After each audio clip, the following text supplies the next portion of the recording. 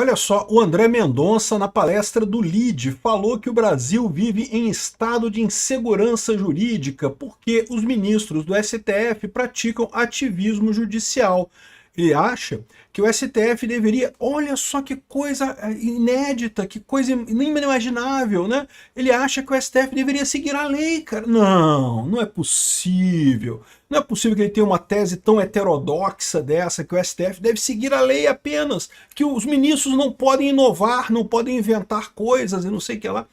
Bom, enfim, eu estou sendo irônico, evidentemente, né? É óbvio que isso deveria ser o que o STF deveria fazer desde o início. Jamais o STF deveria inovar ou interpretar a lei de forma heterodoxa, de forma fora do padrão, né?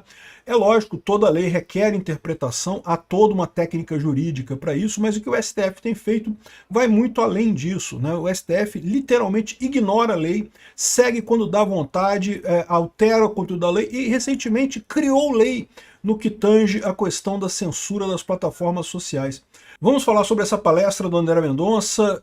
Eu sou Peter Turguniev, você está no Ancapsu e essas notícias foram sugeridas por É Mentira, Ninguém Sugere Nada, Selac é sei lá o que e várias outras pessoas. Obrigado aí ao pessoal que sugere notícias lá no nosso site, no visãolibertaria.com, e obrigado a você que está assistindo o nosso vídeo. Se você gosta do nosso conteúdo, por favor, deixa o seu like e se inscreva aqui no canal, né? Pois bem, ontem, dia 17, teve uma palestra lá em São Paulo, um evento do LIDE. O LIDE, para quem não sabe, é aquele grupo de empresários liderados pelo Dória, tem outras pessoas também, tá? E promovem essas palestras de tempos e tempos e coisa e tal. Muitos ministros do STF falam nisso daí. Então, essa fala ocorreu durante um evento Almoço com Empresários, organizado pelo Grupo LIDE em São Paulo, né? E daí o André Mendonça estava lá falando, foi convidado pelo Grupo LIDE para falar, o recado dele foi muito interessante, né? Ele falou que o Brasil enfrenta um estado de insegurança jurídica. Porque o que acontece no Brasil? Em tese, o positivismo serve exatamente para você aumentar a segurança jurídica, né? A ideia do justpositivista é que você escreve na lei o que vale e o que não vale. Então as pessoas não vão ter dúvidas sobre o que vale e o que não vale, né? Eu já falei para vocês que eu sou libertário. Como libertário, eu acredito no justnaturalismo. As regras, elas surgem naturalmente na sociedade. É um erro achar que os deputados vão escrever leis, e isso é mais importante do que a regra que surge naturalmente na convivência entre as pessoas, né? O justnaturalismo é essa ideia, que uma sociedade ela naturalmente desenvolve essas leis de convivência, essas leis que correspondem exatamente à justiça na visão daquela sociedade. Mas você tem um problema. Porque se ninguém escrever essa lei, se não tiver escrito em algum lugar, como é que você vai saber o que pode e o que não pode fazer? Lembra, por mais que a sociedade considere alguma coisa errada ou certa, uma pessoa pode discordar, ela pode achar que é certo, sei lá, mijar no cachorro do vizinho. E o vizinho discorda disso, né? E aí, como é que você sabe o que pode e o que não pode fazer? A resposta dos justpositivistas é justamente dizer, não, peraí, vamos botar na mão de um grupo de pessoas que vai escrever essas leis, o Congresso vai escrever essas leis, e aí vai estar ali bem definido para todo mundo saber, olha só, se você matar alguém, artigo 121 do Código Penal, se você matar alguém, sei lá quantos anos de cadeia. Pronto, está definido. Você tem agora as normas positivadas, escritas em papel, definidas de forma clara no papel. Essa é a essência do positivismo. O problema da essência do positivismo é que, em tese, isso deveria valer para apenas você positivar as leis que já surgem naturalmente na sociedade. A sociedade, via de regra, já acha errado alguém matar alguém. Então, seria bastante razoável que fosse positivada essa regra, né? Mas os deputados começam a achar que, olha só que coisa mágica, eu posso escrever aqui, ó, todo mundo tem que usar um guarda-sol cor-de-rosa, pronto. E todo mundo vai ter que usar guarda-sol, olha que coisa mágica, eu posso escrever um negocinho no papel aqui. E eles estão, na verdade, esse é o grande veneno do justpositivismo, ele começa a ser usado para coisas que não são justnaturais, que não é o pensamento da população sobre o que é correto ou não, mas na verdade uma ideia idiota de um político que resolveu fazer alguma coisa além disso, né? Mas, via de regra, o justpositivismo ainda tem essa defesa. Ele é melhor porque você pode ter certeza do que é certo e o que é errado. Só que o que está acontecendo agora no Brasil? O Brasil, em tese, é o paraíso do justpositivismo.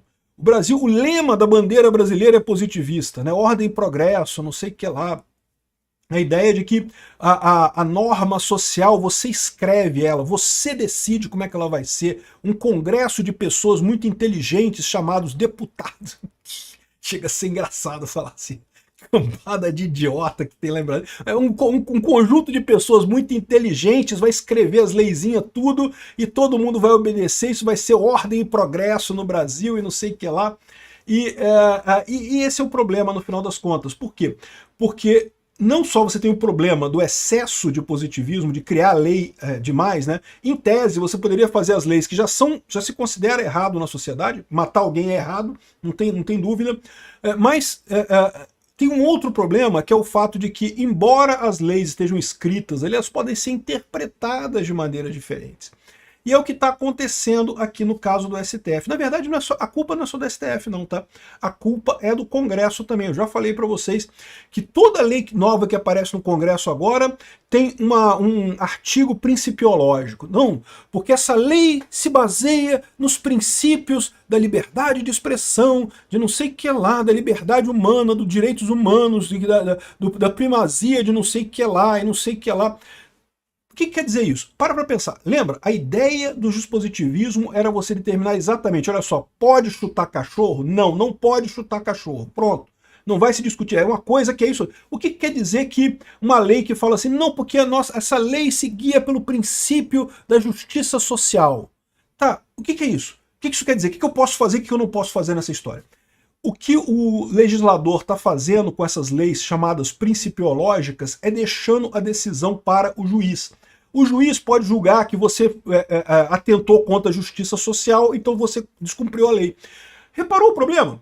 A ideia do justpositivismo, que era justamente acabar com a insegurança jurídica, está criando insegurança jurídica ao adotar esse negócio de princípios na lei, né? Mas antes fosse só esse o problema muito maior é o STF, que passou a cagar para o que está escrito na lei e se guiar por princípios etéreos e não sei o que lá. Por exemplo, não existe em absolutamente nenhum lugar da Constituição proibição de pessoas terem armas.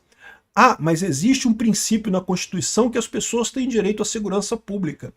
Então, quando o Bolsonaro editou um decreto que facilitava o acesso das pessoas às armas, o STF entendeu que ele era inconstitucional. Por quê? Porque tinha alguma coisa na Constituição dizendo contra... Não. É porque existe o princípio da segurança pública, né? E a gente considera que se as pessoas tiverem armas, tem menos segurança pública. Reparou o problema que você criou aqui? Ou seja, o que era para ser um negócio escrito para garantir que não tem alternativa, que o que está ali é o que vale, o que não está ali não vale, preto no branco, né? Vamos garantir a segurança jurídica, porque o que está escrito é o que está valendo, jogo do bicho, vale o escrito no final das contas. No final das contas você fica com um negócio que não, é o princípio que o juiz acha, o que o ministro do STF acha, porque, de novo, a ideia de que armas na mão de civis causam mais insegurança na população, isso é um erro, né? Aliás, não tem nem embasamento nenhum nisso. Os países mais seguros do mundo é a Suíça e Estados Unidos, que tem arma pra caramba lá. Aqui no Brasil é extremamente restrito você ter arma e a quantidade de homicídios é enorme. E isso acontece em vários outros países também, tá? É verdade que você encontra exemplos de outros casos, tá? Por exemplo, no Japão também é muito restrito ter armas e também é um país muito seguro. E tem outros países que é bem fácil você ter armas e também tem insegurança pra caramba. Então, assim, a verdade é que não tem essa relação. Mas se não tem essa relação e a Constituição não fala nada com relação a armas, então, se o presidente faz um decreto e o decreto não diz respeito à Constituição, o decreto vale. Entenderam o problema? Só que o STF não, o STF está indo além, é o que ele chama aqui de o que gera insegurança jurídica. Porque você não sabe mais o que significa a lei agora. A lei agora não quer dizer mais nada. Eles partem dos princípios e com os princípios eles conseguem adulterar o que for a lei, né? Então aqui, ó, a Mendonça deu essa declaração no almoço empresarial do LIDE, no Hotel W, na Vila Olímpia, discursou agradecendo líderes políticos e não sei o que lá, não sei o que lá, e ainda falou o seguinte aqui, ó, falou que tem que ter lei e tem que aplicar a lei. O grande problema é compreender que cabe ao judiciário dar a última palavra e criar os próprios marcos delimitadores. Com a devida vênia da maioria que se formou, na própria decisão do Marco Civil da Internet, nós criamos restrições sem lei. É exatamente isso que aconteceu. O Marco Civil da Internet foi um absurdo, né? Não havia nenhuma lei, o pessoal lá entendeu que havia uma omissão do Legislativo, e toda vez que o STF entende que é uma omissão do Legislativo, isso é uma coisa legítima, o que ele faz é uma ordem para o Legislativo legislar, porque quem faz a lei é o Legislativo. Quem tem que fazer a lei é o Legislativo. Nesse caso, eles entenderam, não, a gente vai decidir aqui o que vai ser. E qual que é o problema disso? Eles não têm representatividade. Eles deveriam ser técnicos, eles não estão lá para fazer lei, né? Isso se chama ativismo judicial. E os próprios colegas têm definido esse ativismo. Têm definido esse ativismo, sabe principalmente por quê? Porque a maior parte deles é de esquerda, tem posição política clara, está desesperado porque percebe que a posição política deles está perdendo força no embate da população brasileira. A população brasileira tem preferido outro ambiente político, e aí eles têm que se enfrentar com um dilema. Ou eles estão errados, ou o Brasil inteiro está errado. E eles preferem achar que o Brasil inteiro está errado. Eles estão certos e o Brasil inteiro está errado. Não, porque as redes sociais estão forçando as pessoas a irem para a direita, porque o algoritmo faz pipipi, popopó e não sei o que lá, e faz a pessoa radicalizar para a direita, não sei o que lá, uma coisa que não tem nenhum embasamento em lugar nenhum.